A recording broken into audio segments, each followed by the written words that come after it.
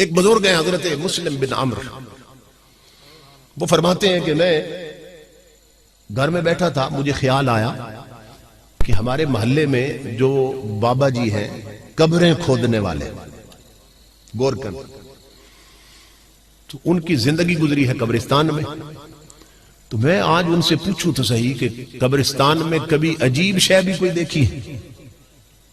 کہتے ہیں میرے دل میں نہ اللہ نے بات ڈالی، میں چلا گیا ان سے پوچھنے کے لیے۔ جب میں نے سوال کیا وہ رونے لگ گئے، کہنے لگے اب مسلم، میں نے ایک ایسی چیز دیکھی ہے اسے میں بھول نہیں سکتا، اور اس منظر نے میرا رخ اور کانٹا بھی بدل دیا تھا۔ پہلے میں بھی غفلت میں تھا، یہ میری ماں بہنیں بیٹیاں غور سے سنیں۔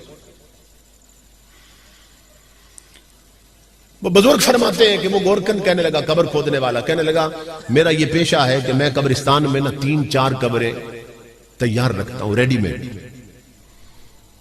پھر جن کا کوئی مر جائے تو وہ آ کے مجھ سے قبر خرید لیتے ہیں، اس کی مزدوری مجھے دے دیتے ہیں قبر کھودنے کی، بس اسی پہ میرا گزارا ہو رہا اور زندگی چل رہی۔ تو وہ بابا جی کہتے ہیں قبر کھودنے والے کہ میں قبرستان میں 2 قبریں کھود چکا تھا اور تیسری قبر میں کھودنے لگا، اور خیال تھا کہ 3 قبریں کم از کم تیار ہو جائیں نا، پھر تھوڑا آرام کریں گے۔ تو جب تیسری قبر میں نے کھودنا شروع کی تو اس قبر سے مجھے تپش آنے لگ گئی، گرمی، میں پسینے میں شرابور ہو گیا۔ اس قبر کے کنارے پہ ایک چھوٹا سا درخت تھا، پودا، جھاڑی سی تھی، اس پر میں نے کپڑا ڈالا نا، تھوڑا سایہ بنا لیا، لیکن تپش آ رہی تھی قبر سے، میں حیران تھا، سیک آ رہا ہے قبر سے۔ تو کہتے ہیں جیسے تیسے اس قبر کو بھی میں نے مکمل کیا، تیار کر لیا۔ سامنے ایک درخت تھا تھوڑا ہٹ کے، وہاں اس کے سائے میں جا کر میں بیٹھ گیا۔ اب میں انتظار میں تھا کہ میرا گاہک کب لگتا ہے، یہی پیچا تھا میرا۔ وہ کہتا ہے کہ اللہ کی عزت کی قسم میں نے دیکھا کہ 2 سوار آسمانوں سے اتر آئے، نورانی سواری پہ بیٹھے اتر آئے۔ ان میں سے ایک قبر کے سرانے کی، پہلی قبر جو کھودی تھی نا اس کے سرانے کی طرف، دوسرا پاؤں کی طرف کھڑا ہو گیا۔ وہ سر والا پاؤں والے کو کہنے لگا اس قبر کے بارے میں لکھو۔ اس نے کہا کیا لکھو؟ اس نے کہا مشرق و مغرب شمال جنوب میں 12 میل لمبی لکھ دو، 12 میل چوڑی لکھ دو، چاروں طرف 12 میل لمبی چوڑی لکھ دو۔ میں دیکھ رہا ہوں اس نے لکھ لیا کسی کاغذ، وہ دونوں پھر دوسری قبر پہ آ گئے۔ اس نے کہا اس کے بارے میں بھی لکھو۔ اس نے کہا اس کے بارے میں کیا لکھو؟ اس نے کہا چاروں طرف جہاں تک نظر جاتی ہے وہاں تک مسیح لکھ دو۔ اس نے وہ بھی درج کر دیا۔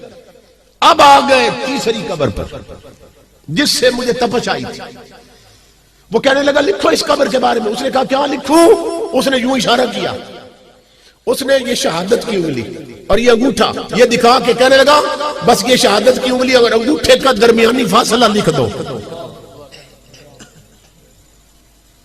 اس کا اتنا فاصلہ لکھ دو۔ اس نے وہ درج کر دیا۔ میں دیکھ رہا تھا، میرا رب مجھے دکھا رہا تھا، وہ جس طرح آئے تھے اسی طرح سواری پہ بیٹھے چلے گئے۔ اب قبروں کے حالات تو مجھے پتہ چل چکے تھے، اب میں منتظر تھا کہ ان میں کون کون آتا ہے۔ تو وہ بابا کہتا ہے اللہ کی عزت کی قسم ایک جنازہ آ گیا، انہوں نے پہلی قبر مجھ سے خرید لی، مگر میں دیکھ کر حیران ہو گیا کہ اس جنازے میں صرف 4 اور 4 8 اور 9 بندے تھے۔ 4 وہ تھے جنہوں نے جنازہ اٹھایا ہوا تھا، 5 بندے ساتھ تھے، 4 5 ساتھ تھے، 6واں 7واں بندے کوئی نہیں تھا۔ انہوں نے پہلی قبر مجھ سے خریدی، میں حیران ہو گیا۔ میں نے کہا یہ کون مر گیا جس کے لیے قبر خریدی؟ اتنے تھوڑے بندے آئے ہیں جنازہ پڑھ دے، وہ یہ کون ہے؟ انہوں نے کہا یہ ہمارے محلے کا سب سے غریب بندہ مرا ہے۔ یہ اتنا غریب تھا کہ اس کے جنازے کو کسی امیر نے اہمیت نہیں دی۔ غریبوں کے جنازے کون پڑھتا؟ غریبوں کے جہاں میں وقت بھی رک رک کے چلتا ہے، کبھی صبح نہیں ہوتی کبھی شامیں نہیں ہوتی، تو ہم تو جنازے بھی ادلے بدلے میں پڑھتے ہیں کہ میرے مرے تھے تو یہ پڑھنے آئے تھے، اب ان کے مرے ہیں تو میں پڑھ جاؤں۔ غریبوں کے جنازے کون پڑھتا؟ وہ کہنے لگے یہ اتنا غریب تھا کہ اس کے جنازے میں بھی کوئی نہیں آیا اور ہم نے چندہ کر کے اس کے کفن دفن کا انتظام کیا. اتنا غریب اور اسی چندے سے تجھے قبر کی مزدوری بھی دی ہے. میں نے ان سے پوچھا, میں نے کہا آپ بتاؤ مجھے, بے شک غریب تھا مگر اس کا کردار کیسا تھا؟ تو ایک بندہ کہنے لگا سون اللہ کی عزت کی قسم, یہ دولت کا غریب ضرور تھا مگر سجدوں کا غریب نہیں تھا, کلمے کا غریب نہیں تھا. یہ گلی میں چلتے ہوئے بھی اپنے نبی پہ درود پڑھتا رہتا تھا, یہ بیٹھا ہوا بھی کلمے کا ورد کرتا رہتا تھا. اس کا اکثر وقت مسجد میں بیتتا تھا, یہ وضو میں رہتا تھا. کہتا ہے میں نے اس کی مزدوری واپس کر دی. میں نے کہا اس ثواب میں بھی شریک ہوتا, جسے 12 میل لمبی 12 میل چوڑی مل رہی ہے. یہ تو اللہ کا نیک بندہ ہے. میں نے پیسے واپس کر دی. وہ دفن کر کے چلے گئے. میں پھر درخت کے نیچے بیٹھا تھا, انتظار میں تھا اب دوسری میں کون آتا. کہتا ہے پھر ایک جنازہ آ گیا. کچھ وقت کے بعد انہوں نے دوسری قبر مجھ سے خریدی اور اس پر میں اور حیران ہوا. کس بات پر؟ کہ اس بندے کے جنازے میں صرف وہی بندے آئے تھے جنہوں نے اس کی چارپائی اٹھا رکھی تھی. 4 بندے, 5واں بندے کوئی نہیں تھا. میں حیران ہوا. میں نے کہا یار وہ یہ کون مر گیا؟ اتنے تھوڑے بندے آئے جنازہ پڑھ کر, صرف 4 بندے, یہ کون ہے؟ وہ کہنے لگے یہ ہم بھی نہیں جانتے یہ کون ہے, یہ مسافر ہے, پردیس میں مر گیا ہے, یہ کہیں اور کا رہنے والا, سفر میں مرا ہے, ہم نے پردیسی سمجھ کے اس کا کفن دفن کیا, ہمیں نہیں معلوم یہ کون ہے. وہ بابا کہتا ہے قبر کھودنے والا میری چیخ نکل گئی. میں نے انہیں کہا, میں نے کہا تم تو نہیں جانتے یہ کون ہے مگر میں جانتا ہوں یہ کون ہے. یہ کوئی محمد عربی کا سچا غلام آیا ہے, یہ کوئی رب کا ولی آیا ہے کہ جسے حد نظر تک وسیع قبر مل گئی. یوں فیصلے ہوتے ہیں. اس کی مزدوری بھی واپس کر دی میں نے, اس کو دفن کر کے چلے گئے. بابا کہتا ہے میں پھر درخت کے نیچے اب منتظر تھا اس تیسری میں کون آتا. اب سننا غور سے, تیسری میں کون آتا. یہ بہت بڑے اللہ کے ولی ہیں جو بیان کر رہے ہیں. کہتا ہے کچھ وقت گزرا, ایک جنازہ آیا. جنازہ کیا تھا؟ پیچھے عوام کا سیلاب آیا ہوا تھا. چودھری, ملک مار, راجے مہاراجے سب جنازہ پڑھنے آئے تھے. ایم این اے, ایم پی اے, ناظم, پٹواری سب آئے ہوئے تھے. کلاس 1 آفیسر سب جنازہ پڑھنے آئے تھے. اور جنازے پر نا میت کے اوپر ویلوٹ مخمل کی چادر پڑی تھی اور اوپر پھولوں سے لدی ہوئی تھی. انہوں نے تیسری قبر خرید لی مجھ سے. میں جنازے کی کثرت پر حیران ہوا اور ادھر قبر کی حالت میں حیران ہوا. میں نے ایک بندے کو الگ کیا. میں نے کہا یار یہ کون مر گیا, کس کے لیے یہ قبر خریدی ہے؟ وہ کہنے لگا یہ ایک وڈیرے اور امیر کی بیگم مر گئی ہے, بیوی مر گئی ہے. میں نے کہا یہ کیسے تھے؟ انہوں نے کہا ان کے گھر میں دولت تو تھی مگر نبی کی شریعت نہیں تھی. پیسے نے انہیں غافل بنایا ہوا تھا. ان کے گھر کے مصلی ویران رہتے تھے, گھر کی الماری میں قرآن پڑا رہتا مگر گھر میں گانے چلتے تھے. غفلت تھی, دولت نے انہیں رب رسول کا باغی بنا رکھا تھا. پیسہ نا انسان کو بگاڑ دیتا. کہاں یہ غافل تھی, بے پردہ گھر سے نکلتی تھی اور جیسی خود تھی ویسی عورتوں سے اس کے یارانے بھی تھی. اس کی سہیلیاں بھی بے پردہ بے حیا.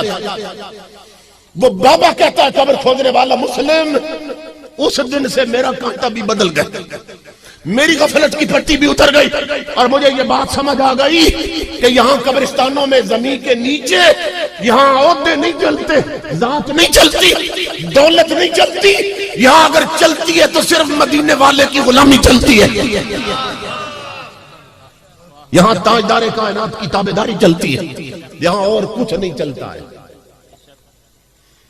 اس لیے میرے بھائیو, آپ جس بھی خاندان سے ہو, جس عہدے کے ہو, مرو گے تو ہر کوئی اٹھا کر خاک میں ملا آئے گا اور مٹی ڈال کے پلٹ آئے گا. اور وہاں پہنچتے ہی ٹوٹلی طور پر حضور کی شریعت شروع ہو جائے گی، جس شریعت کو کبھی اہمیت ہی نہیں دی تھی، جس کو پڑھنے اور سمجھنے کی کبھی طلب ہی پیدا نہیں ہوئی تھی، مرنے کی دیر ہے، ٹوٹلی طور پر وہاں بات ہی حضور کی شریعت کی شروع ہو جائے گی۔ آنے والے زمین پھاڑتے آ رہے ہیں، آنکھوں سے شعلے نکل رہے ہیں، اور آتے ہی پوچھیں گے من ربک، نہیں پوچھا تیری ذات کیا تھی، نہیں پوچھا تیری تعلیم کتنی ہے، نہیں پوچھا تیرے پاس عہدہ کیا تھا، یہ نہیں پوچھا تیرے ووٹر کتنے تھے، نہیں پوچھا تو الیکشن کتنی بار جیتا تھا، نہیں پوچھا تیرے بنگلے اور زمینیں کتنی تھی۔ آتے ہی جس کی تیاری نہیں تھی وہی سوال کر دیا، پلاٹوں کی تیاری تھی وہ پوچھے کوئی نہیں، انہوں نے کمپیوٹر کے کورس کیے تو وہ انہوں نے بات ہی نہیں کی، بڑی تعلیم حاصل کی تھی، بڑی بڑی ڈگریاں تھی، وہ آنے والوں نے اس کے بارے میں کوئی سوال ہی نہیں کیا، اور جس سوال کی تیاری نہیں تھی وہی سوال کر دیا، مر ربک، بتا تیرا رب کون۔ اب کیا بتائے میرا رب کون؟ جس رب کی بندگی کے لیے حکے کا کاش نہیں چھوڑا اور اس کے سجدے چھوڑ دیے، یہ کیسے بتائے میرا رب کون ہے؟ دارے میں تاش کھیلتا رہا، گپ شپ پہ بیٹھا رہا، ٹچ موبائلوں پہ بیٹھا رہا، ٹی وی پہ بیٹھی رہی مائیں بہنیں بیٹیاں کہ ڈرامے کی قسط نہ رہ جائے، مسلح ویران پڑے رہے، قبر میں کیا بتائیں گے ہمارا رب کون ہے؟ جن لوگوں کا رشتہ مسلح سے قائم نہ ہو سکا، سجدے نہ کر سکے، ان کو رب کی جان پہچان کیسے ہو سکے؟